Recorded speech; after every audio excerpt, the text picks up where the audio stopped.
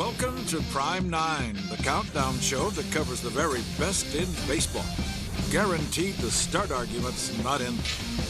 This week it's the 9 best animal nicknames. Why 9? That's baseball. 9 players, 9 innings, Prime 9. There have been so many good nicknames in the modern era of baseball, we had to break them down into categories. The baby bull connects for a stinging line drive to right. Animal nicknames are the theme for this show, and we look for ones that really jump out at you. Do they tell a story or something special about the player? Are they so perfect they have literally replaced the player's real name? Got him. The catfish comes in and strikes out Joe Ferguson. We should point out right off the bat, we stayed away from guys who shared the same nickname. And not all of our animal monikers are of the 4-legged variety. That's one off the penguin. Nice job. Some only have 2 legs. Some, well, they don't have a leg to stand on. And the white rat is going to go out and talk to John Tudor. We search the sky and sea, the prairies and plains, to bring you baseball's best animal nicknames. So let's get it started with number 9 on Prime 9.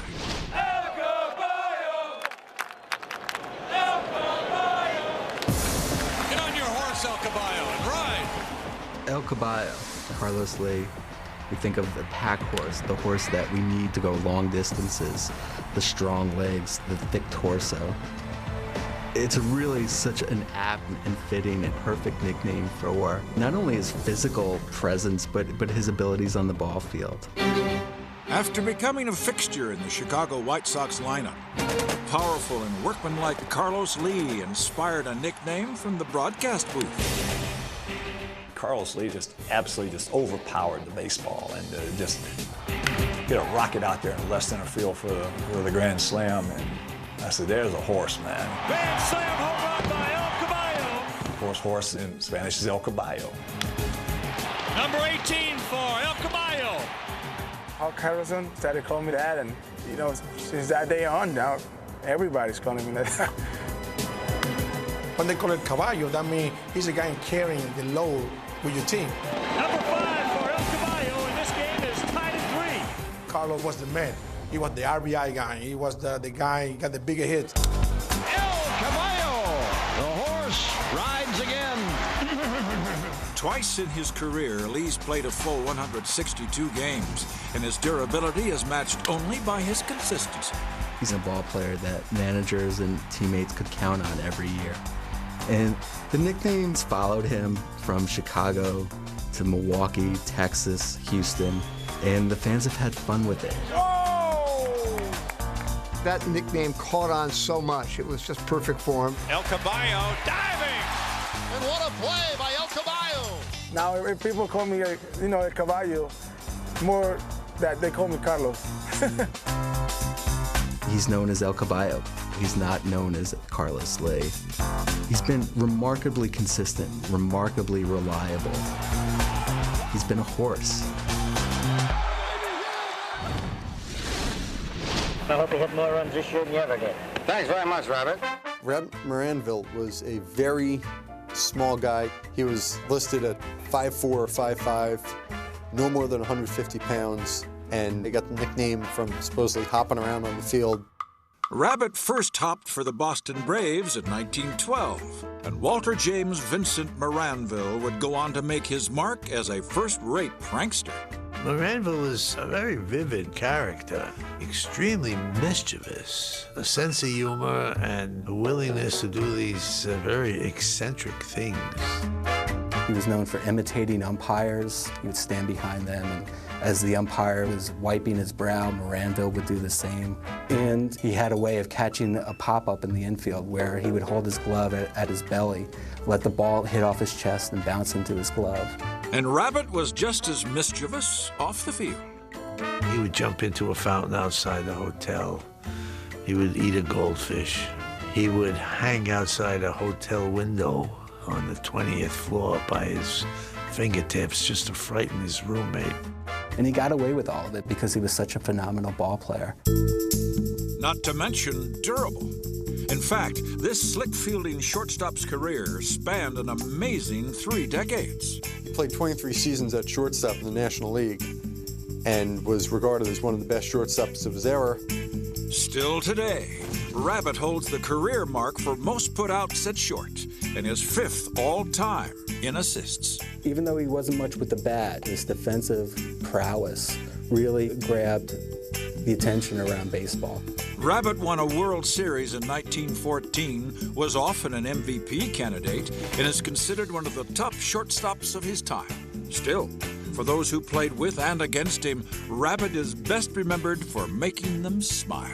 As great as Moranville was, even though he's in the Hall of Fame, it's almost as if his character and his personality have overwhelmed what he could do on a ball field.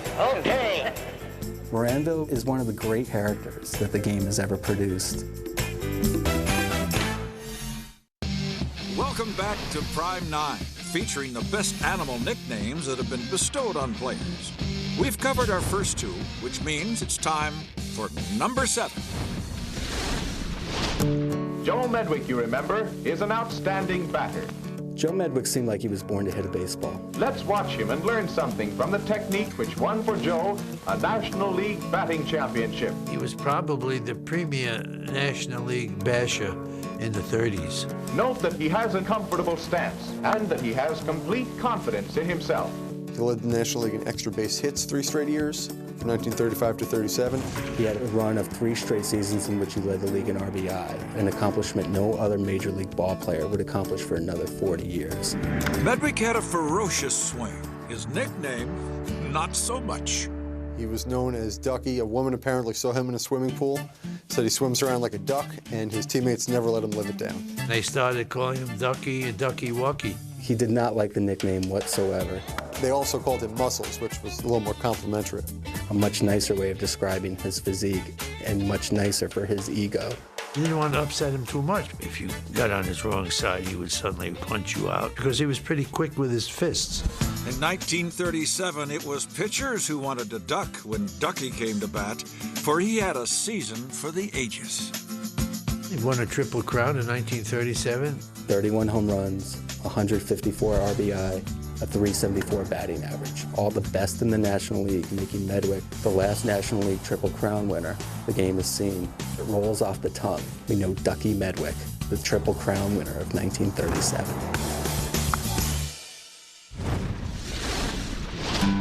The only Hall of Fame manager on our list had a nickname that most folks would shy away from. One of the fine managers, Whitey Herzog, the White Rat. His hair was white, and he was a rat. That white platinum crew cut, it was custom fitted. The White Rat got trapped into that nickname back during his playing days. One day, Johnny Pesky said to me, "You know, you're a spitting image of Bob Cazava." His nickname was the White Rat, and he hung that name on me, and everybody knows me now as the Rat. A rather shrewd rat, leading the Royals to 3 straight division titles in the late 70s. It's over. The Royals win it. Boy, there's a happy ball club right there. He soon caught the attention of another team in the Show Me State, and he took his success with him. When I came to St. Louis, we were 11th or 12th in home runs every year. So I made up my mind that I was going to do away with this, and I was going to build a ball club with speed and defense. He makes the grab. Herzog's brand of baseball became known as Whitey Ball. He built the team around speed, defense, and pitching. He struck him out, and that's the winner.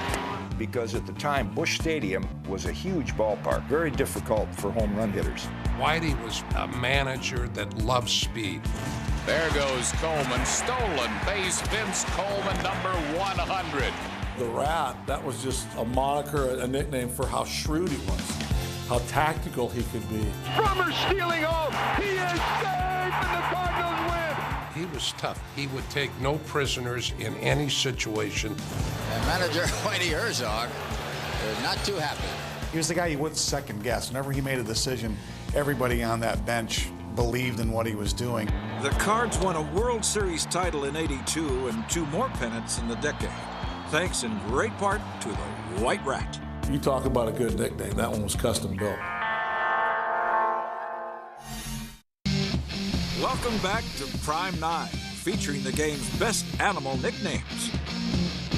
El Caballo and Rabbit Moranville checked in at 9 and 8, followed by Ducky Medwick and the White Rat, which means it's time for number 5. Orlando Cepeda played the game with flair, which led to a nickname. They call him Cha-Cha because he was Latin. But Cha-Cha doesn't get you on this show. For that, you need a classic animal nickname. And Cepeda, well, he had one of those, too. When I got there, Orlando was there already, and they call Orlando the Baby Bull. Baby Bull connects for a stingy line drive to right. The Baby Bull was named after his father. I grew up in baseball. My father was a very famous person, and they used to call him the Bull. So the way they call me the Baby Bull is because of my father. And following Orlando's powerful rookie season with the Giants, that nickname took on a life of its own. Life magazine, they did a story on me in 1958. Orlando Cepeda, 1958's top rookie. And they put that label on me, the Baby Bull. He hit 25 home runs that year and would become just the 7th player with at least 20 home runs in each of his first 7 seasons. Cepeda is a bull with a bat. He's young and strong and destined to become one of the outstanding power hitters of all time. In '61, Cepeda had a bullish year with 46 home runs and 142 RBIs. That was a great year for me. I led the league in homer and RBI. And they call him the Baby Bull because that's what he was. The way that he attacked the ball, the way that he was a clutch hitter. He looked like a Brahma bull or something when he ran. Cepeda was traded to St. Louis in '66, and like any bull, he got hot when he saw red. Batting fourth and playing first base, number 30, Orlando Cepeda.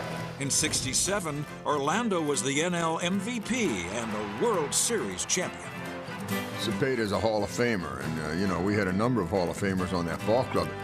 Other bulls have bashed the baseball, but there is only one, Baby Bull. Right here, Baby Bull.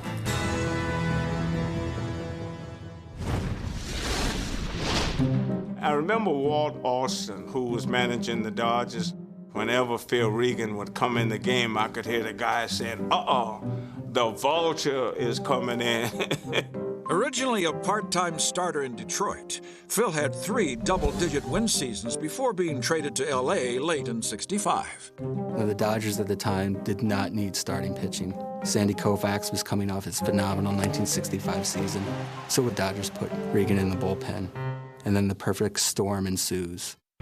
That storm saw Regan used exclusively in relief, where he won 14 games in just 116 innings. His knack for feeding late off the efforts of the Dodgers' starting staff led Sandy Koufax to give him a nickname after he had another extra inning win. As the story goes, after the Dodgers had won the game 2-1, Koufax christened Regan with the nickname the Vulture, meaning that he had kind of swooped down after all of the dirty work had been done and picked up the win, something he was extraordinarily adept at doing. This bird of prey also led the National League with 21 saves and had a 1.62 ERA. And he was a very valuable member of the Dodgers pitching staff because he really helped them get to the postseason. Phil would win 12 games in relief, twice more in his career, lending credence to his ominous nickname, but giving Phil peace of mind. The Vulture. That's what he did. He cleaned up. He liked that title. He said he always had that feeling that after he got that nickname, he had to live up to it. He did. And he closed the door on everything he cleaned up with.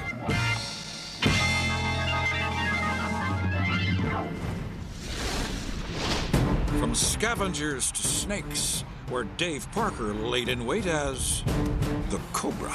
It got started by a trainer, Tony Balderone, who was a big boxing fan, and Ezra Charles was a great boxer out of Cincinnati, and they called him the Cincinnati Cobra, and he associated me being from Cincinnati. But in truth, Dave had more in common with another famous boxer.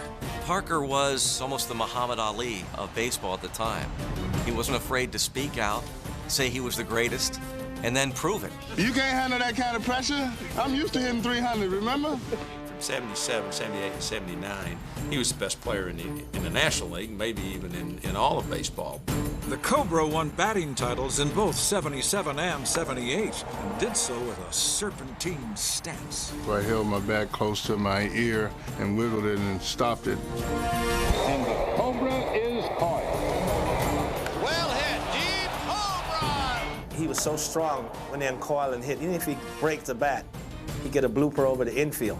He always come in the clubhouse and say like, hey, the Cobra just strikes again. The league MVP in 78, this Cobra could strike quickly and without warning. His size with his speed, I mean, it was scary. He would surprise you whenever he took off. He was faster than most people thought. Also, in the outfield, when he's getting ready to unleash that cannon, you just see that hand just whip over and fire a bullet. And that lethal arm of Parker's was on full display at the 79 All-Star Game. With a chance to score the go-ahead run, Greg Neville steps in. The game was on the line, so I didn't have time to try to bounce it. It was just letting it go hard as I could. Dave later took his mighty bat to both Cincinnati and Oakland, compiling numbers that some feel should put this Cobra in Cooperstown. There's a guy that should be in the Hall of Fame. He struck fear in your heart, so that nickname fit him in a couple different ways.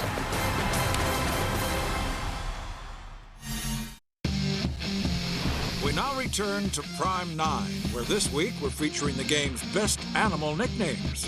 Rabbits, ducks, even a white rat have been accounted for in this moniker menagerie. But oh yes, there's more. For now, it's time for numbers 1 and 2, the most enduring and endearing animal nicknames baseball's ever seen. We begin with number 2. Come on, Tiger! Come on! Stay up, stay up! When Ron Cey made his big league debut in 1971, no one knew he'd one day become a household name in L.A., but they sure did know his nickname. He came to the big leagues. Somebody said the Penguin. I said, who's the Penguin?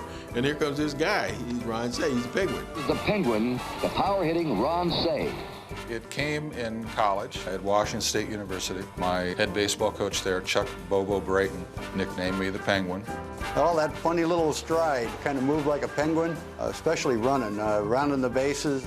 Ronnie had these thick legs and short body. When he ran, he tended to waddle because his feet went outward. If you looked at Ron Cey, would you say that he was a power-hitting, consistently top-level third baseman in the major leagues? No. But on the field, he could play the game with anybody. During his 17-year career, Cey hit 20 or more home runs 10 times. He was selected to 6 straight All-Star games in the 70s. And not just because of his bat, for not much got by this Penguin.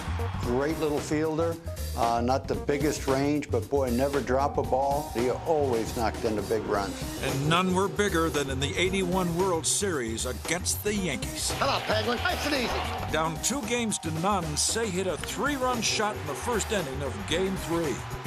And L.A. was on its way. Ron Cey giving the Dodgers a 3-0 lead in the first inning. I mean, that was huge. I remember Penguin coming around the bases, man, and that's when I knew that this is going to be one of the greatest comebacks of all time. The Dodgers did go on to win 4 straight to claim the title. And when the series co-MVP accepted his prize, well, he did so with a waddle. Everybody called me the Penguin, so it eventually was something that became a part of me, and people still ask me to sign, the Penguin along with my name, so it's here forever.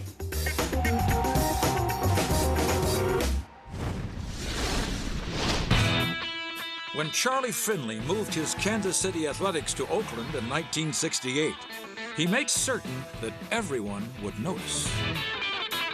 Charlie was an entrepreneur. He liked to be a showman. Colorful uniforms, you had mustaches, you had long hair. He tried to come up with nicknames for a lot of people. And one such nickname that he coined for an unassuming young man from North Carolina takes the bait as our top animal nickname of all time.